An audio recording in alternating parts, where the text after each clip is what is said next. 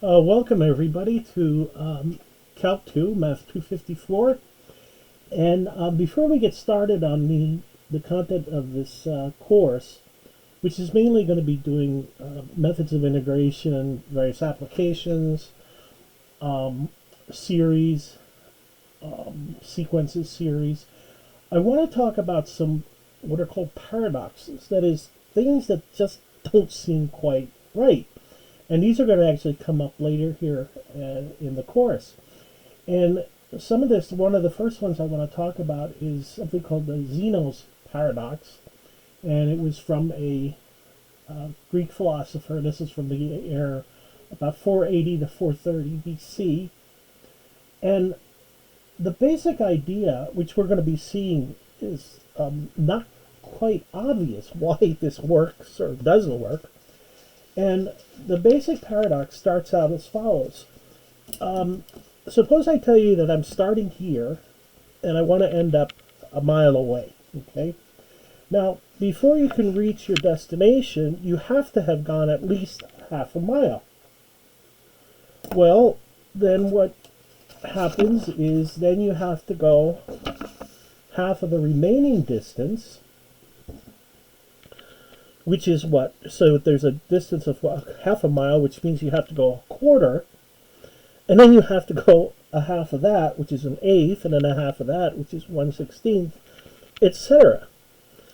And so the question comes up is, well, by this reasoning, if you always have half of a half, you can't reach your destination, which means all motion is an illusion.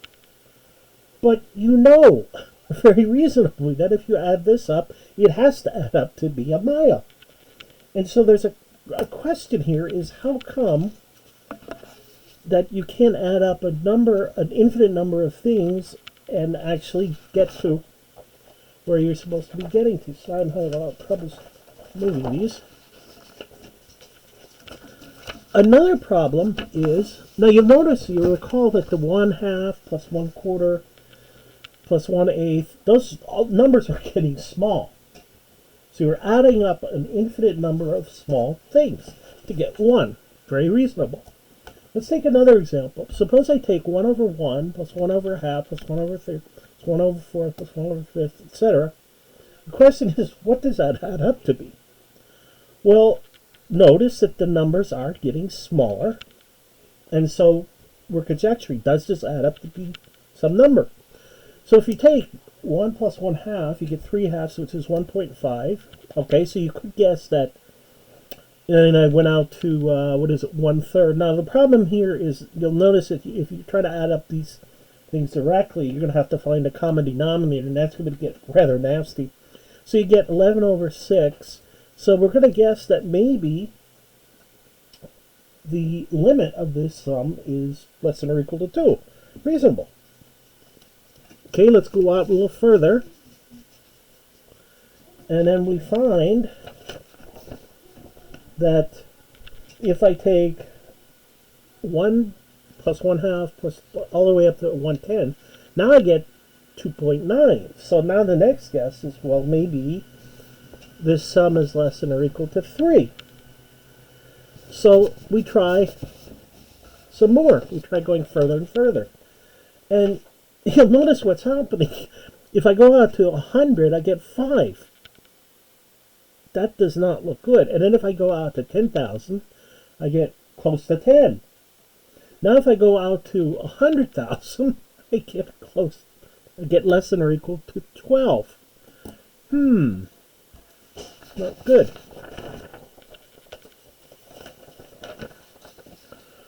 So it turns out that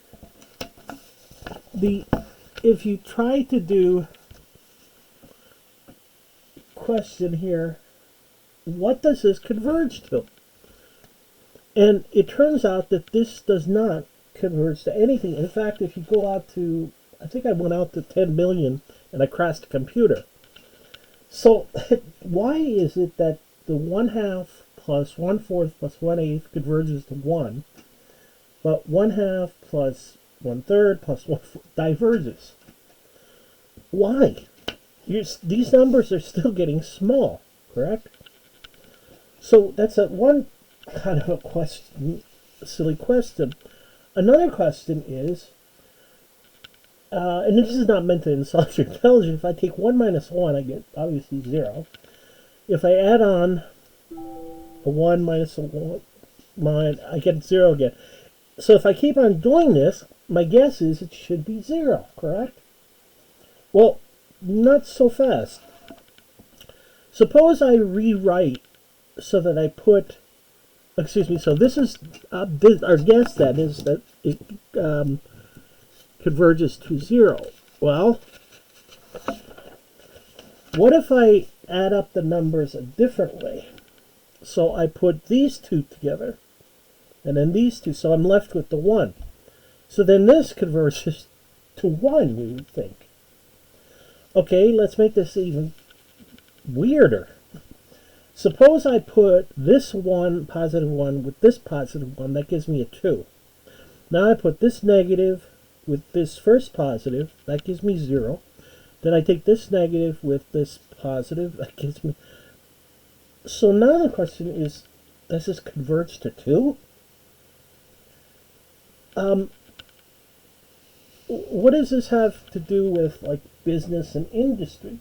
Well, I don't know if you've ever seen the movie Office Space, and it turns out that one of the characters writes some computer code, and with a virus, and what they do is they basically download a fraction of a penny, because this company apparently that they work for has, huge amounts of money and a huge number of transactions.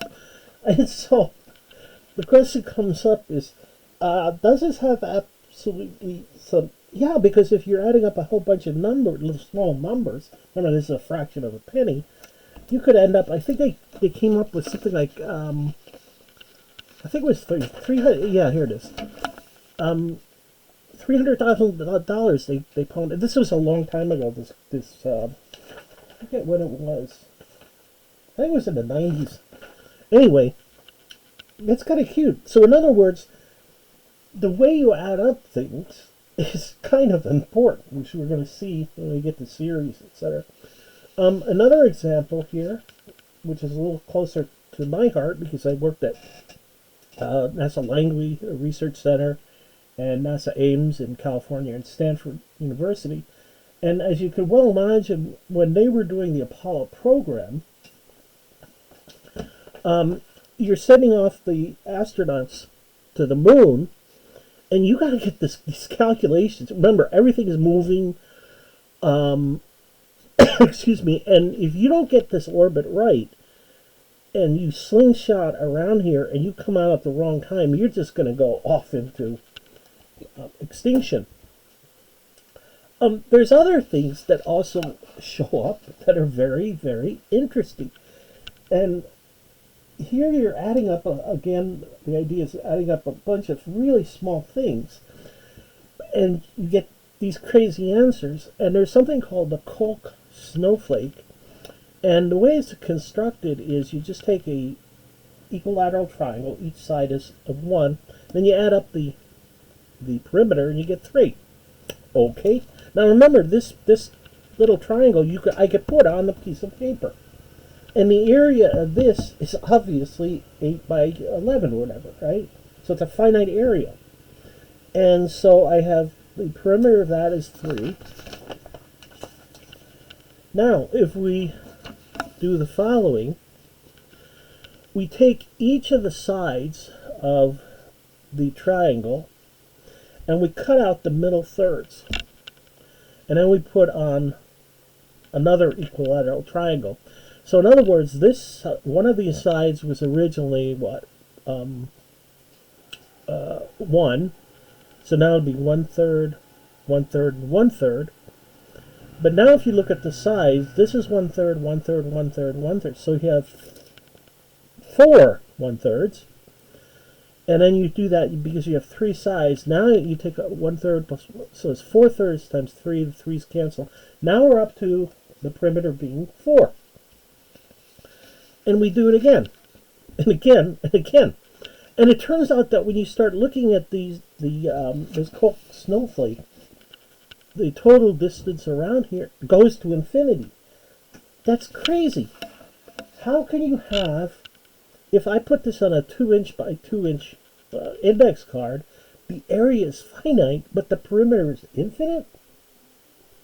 That's and when the whole house of cards that mathematics was developed in the late 1800s, early 1900s, they started finding these pathological problems, and they just didn't know how to handle it.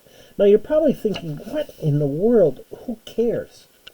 Well, I have a question for you, and you don't have to obviously respond to this. How many of you have cell phones? Well, everybody does. And it turns out that if you look inside of a cell phone, there was actually a physicist that came up, an astrophysicist, and he realized that if you made an antenna in a what's called a fractal form, these are objects that have fractional dimensions. In other words, most of the time we think of dimension 1 or dimension 2 or dimension 3. It turns out that that's not true. This is an example of a fractional dimension. And it turns out that these types of things are very, very useful excuse me, in the real world. And like I mentioned, the cell phone, there was an astrophysicist, and he wanted to put an antenna, because I think he was a ham radio operator, and he was living in an apartment complex, and the landlord would not allow him to put up an antenna. So he got the bright idea of making up an antenna consisting of like a fractal. And he found that, and the reason for that this worked was because you have so many, if you break this up into thirds again, and then thirds again, that if you think about an antenna, especially for ham radio, they have to be a certain length so that you pick up certain frequencies. Well, it turns out that objects like this can have all kinds of lengths. And so that's why you can pick up lots and lots of radio frequencies. So this stuff does have actual applications. In fact, if you're interested, if you go back to, so if you look at something called fractional or fractals, and you look in, for example, Hollywood, and there's this gentleman by the name of, you've probably never heard of him, Steven Spielberg, and you probably never heard of that movie Star Wars. And there are the fight scene with the lava and whatnot, and Luke Skywalker and the Darth Vader, and they're fighting each other, and there's this lava going on. That's all mathematical constructs from fractals. If we have time during the semester, I'll try to show where these things come up. So the question is, how can an object with a finite area have an infinite perimeter? That's crazy. You know, you've been lied to all your life. You've been told that the shortest distance between 2 points is what? A straight line. We lied. Suppose I have a bowling ball universe. So it's a very hard surface. You're not allowed to tunnel into it. So if I have 2 points on this curve, it's not a straight line. You're not allowed to bury yourself into it. It's a curved line. Now, what does this have to do with reality? Well, if you've ever been to a landing of the space shuttle, and there's several places, there's many places all around the world. So on the East Coast, right, you've got, that's the main place where they come down, but you could also have, like, in emergencies, Edwards Air Force Base,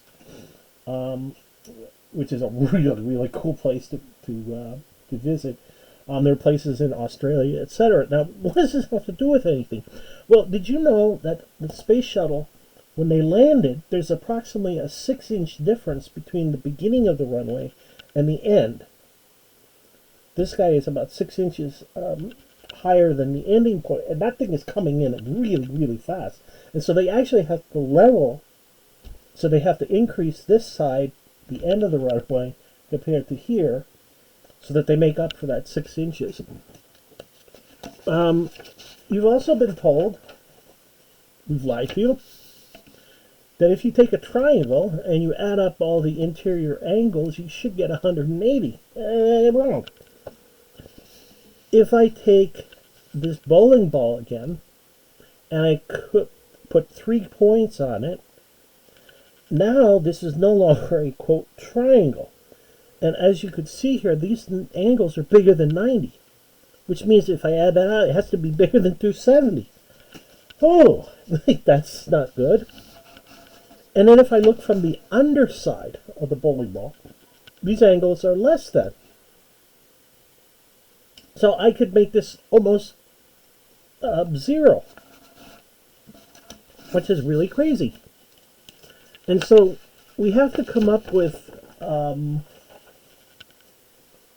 ways of handling these processes. So let's talk about another silly problem. The wheat and the chessboard problem.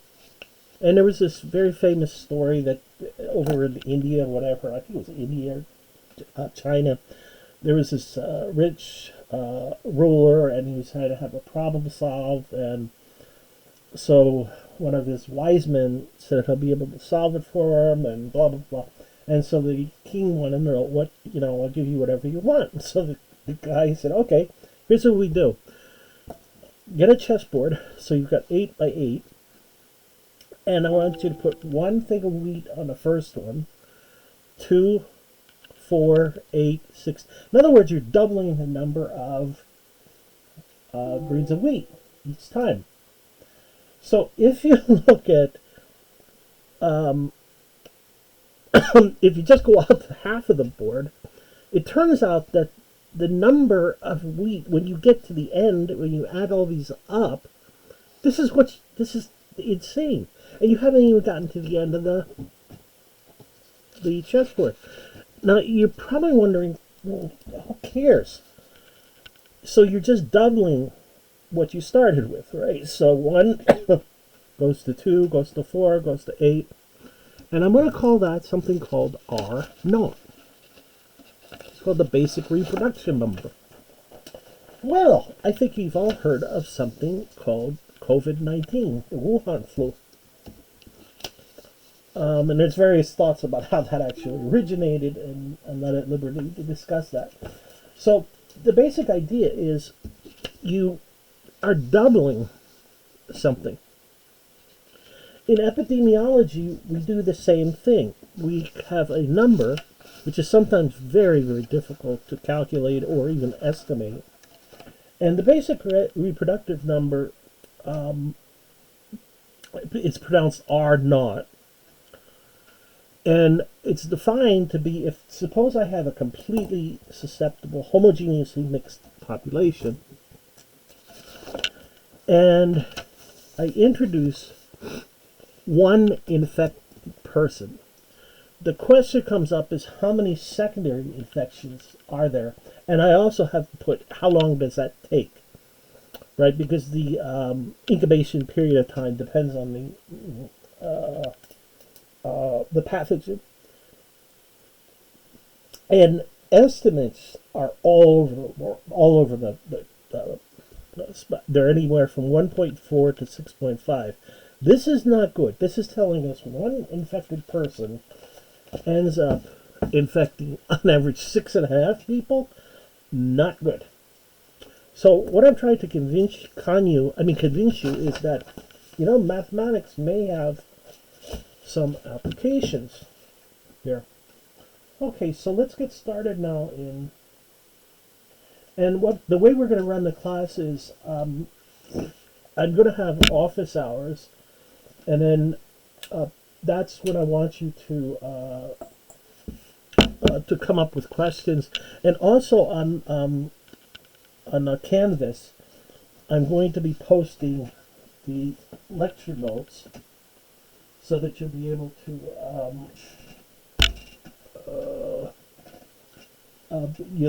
to print out the lecture notes, and then that way you don't have to write all this stuff down. So the first thing we're going to do is for jumping into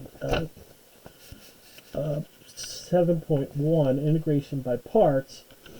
And the basic idea here is, so in this chapter, we're going to talk about all kinds of applications of integration. How do you integrate things? You'll remember from Calc 1 that differentiation is not too difficult. It may be tedious, but it's not out of the question to do it. You may have to use a chain rule, the power rule, whatever. Integration, however, is much different. It is much, much more complicated. So for section 7.1, it's called something called integration by parts. And the basic idea is, let's go back to our product rule. So we found out that in Calc 1, that the derivative of the product, you don't take the derivative of this and the derivative of this and multiply it. It's more complicated. You have to differentiate each of the terms individually. So you take the first times the derivative of the second, plus the second times the derivative of the first. If you had three things, you'd have three expressions. You'd have f, g, and h prime. Then you'd have f, g prime, and h, and an f prime, g, and h. And then if you have four, you get the picture. It's going to get a little more complicated. So we remember that what is the relationship between, oops, this is not, it's showing, sorry. What's the relationship between differentiating, who cares, WC means who cares, and integration? Well, differentiation undoes integration to give you back what you started with. In fact, that's how you could check to see if you've integrated something correctly, right? You differentiate your result, and you see if that's what you started with. Also, integration undoes what differentiation did. With that, don't worry about the arbitrary constant of integration, and you should get what you started with. So here's the idea, is that integration undoes differentiation and vice versa. So what I'm going to do is the following. I'm going to take my product rule, and I know you've been told not to think of this as a fraction. Well, it turns out that there's something called differential forms, which actually allows you to think of it as that. And so I'm going to quote multiply both sides by dx, and I get my differential showing up here and here. Okay, now what I'm going to do is I use this idea again that differentiation undoes integration, integration undoes differentiation. So if we do that, I'm going to integrate, sorry, I'm going to undo differentiation by integrating, integrating, and integrating, okay? And that's what we get right here. So we're going to undo, excuse me, the derivative, and we're going to switch these two sides. So all I get is something that looks like that. So I've put this and this on this side, and then I put this on the other side. So nothing very, very extravagant. Okay, so we've flipped these guys, and then what I'm going to do is I'm going to subtract. Let me go back here, sorry. I'm going to take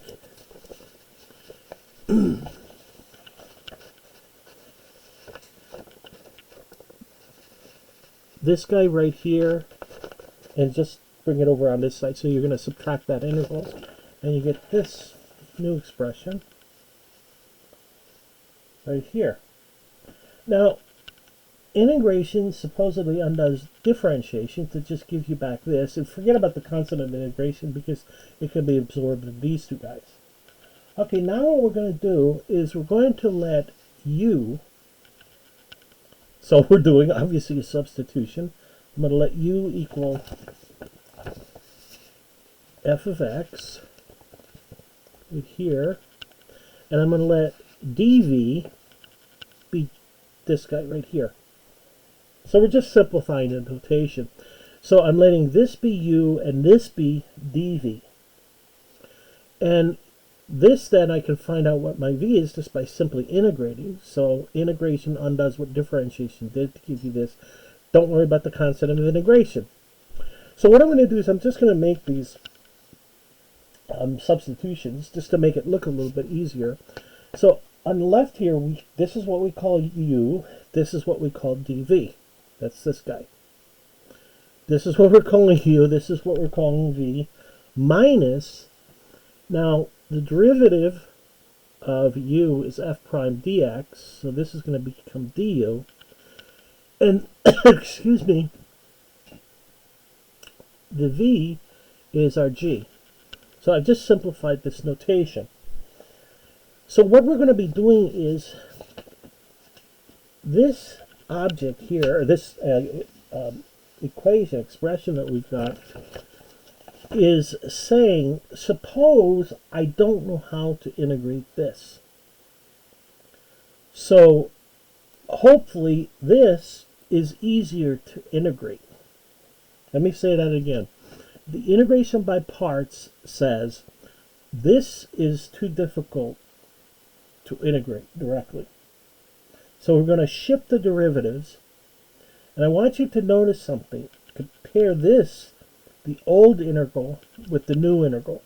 And notice what you've done is it's a derivative shift. You have shifted the derivative off of the v term onto the u term. So if I see you in Walmart, whatever, festival, etc., and we're standing in line, and I ask you, okay, what is the integration by parts? What is it really? It's a derivative shift.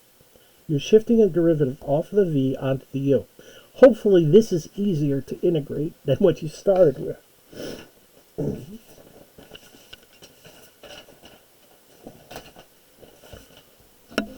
So, let's take some examples. So here's my integration by part formula, and there's going to be posted on the Canvas site the formulas that you'll need. You're more than welcome to use them when you're taking your quizzes or tests. And so let's take an example. How in the world do we integrate the ln of x? We're not differentiating the ln of x, we're integrating. Now what does the integration by parts formula say? This is too difficult. I don't know how to integrate this. Can I shift it over to here and make this easier? So you have two choices. You have several choices. So you have a derivative of something. So let's try the obvious. Let's try, and I say try because sometimes this doesn't work. So sometimes your first guess does not work. You may have to try something else. You may have to try something again. And I'm going to show you examples where it gets much more complicated than just what I'm showing you. So suppose we let u be this, and what's left over has to be my derivative. So that's going to be my dv. So if I let u be the ln, we're shifting a derivative off of the v onto the u. So I've got to differentiate u. So if I differentiate so the right hand side, the independent variable is x. So I differentiate u with respect to x. I get 1 over x. And now I'm going to, quote, multiply both sides by dx. Whatever is left over has to be my dv. So I'm going to let that be the, left over to dx. And I integrate that, and that's just going to be the integral of dx is just x, plus ignore the constant of integration. So what we do is we put that into our integration by parts formula. So it's going to be, so u dv becomes u, pull this down, u v, forget about the constant of integration, so this is my u this way, minus my integral of v, which was x, my du, which is 1 over x. And notice what happens is the x's cancel. And that's very nice because I know how to integrate dx. That's just x. Now we can add in our constant of integration. So integration by parts has done the following. I don't know how to integrate this. So let's change it from u dv to v du and see what happens. Now, whatever you choose to be your DV, you better be able to integrate that. That's going to come back to haunt us. So how do I check to see if this is actually, if I've done this correctly? Well, differentiate, and I should get back what I started with. So here you're going to have to use the what? The product rule, right? I know what the derivative of negative x is. That's just going to be negative 1. So if I differentiate this, I get first times the derivative of the second, first times the derivative of the second, plus the second times the derivative of first. Derivative of first is just 1, so this becomes ln of x, minus a 1. X over x is 1. So we have 1 ln of x minus 1. 1 is canceled. And I'm left with what I started with. So we have done this correctly. So let me remind you, this is too difficult to integrate. Hopefully this is easier. Whatever you choose for your DV, in other words, once you've made a choice for you, whatever's left over has to be the DV. You better be able to integrate that easily.